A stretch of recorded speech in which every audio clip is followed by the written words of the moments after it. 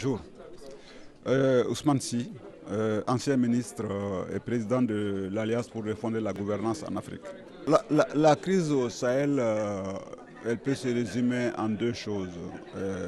C'est une crise de territoire, parce que le Sahel est un territoire vaste qu'il faut redéfinir, qu'il faut dessiner.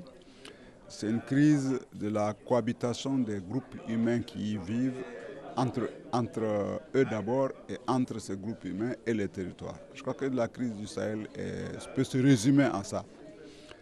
Maintenant, l'exercice qui a débuté ici, qui est en préparation, c'est vraiment comment jeter un regard prospectif par rapport à tout ça. Parce qu'aujourd'hui, le Sahel aussi est caractérisé par une certaine crise. Il y a le Sahel est au cœur d'un certain nombre d'incohérences dans le domaine politique, dans le domaine économique, dans le domaine social, culturel et plein de choses. Il faut, pour trouver les réponses, et même les réponses immédiates, il faut les placer dans une perspective long terme. Et ça veut dire qu'il faut savoir où on va et quels sont les choix des Sahéliens eux-mêmes par rapport à leur futur. Et je crois que c'est ça le cœur de l'exercice qui vient de démarrer, où il y a un certain nombre d'experts, d'institutions, de politiques qui ont été mis en place pour commencer à réfléchir comment poser cet exercice.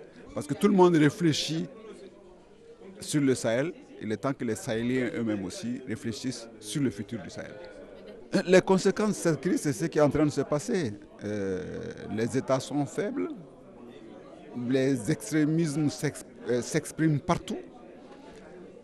La pauvreté est endémique, on n'arrive pas à sortir, l'environnement se dégrade.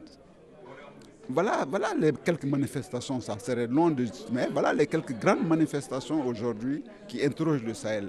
Surtout les menaces nouvelles qui sont venues. Il y a des menaces déjà anciennes qui sont venues s'ajouter, des menaces nouvelles.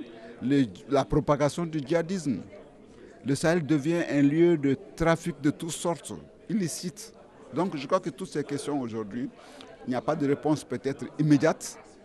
Même s'il y a des réponses immédiates, ces réponses immédiates doivent s'ancrer dans une réflexion prospective. Parce que les réponses ne peuvent être que dans la durée. Donc, et puis il est nécessaire, et c'est l'intérêt de l'étude prospective, de construire aussi des consensus sur comment nous allons apporter ces réponses-là.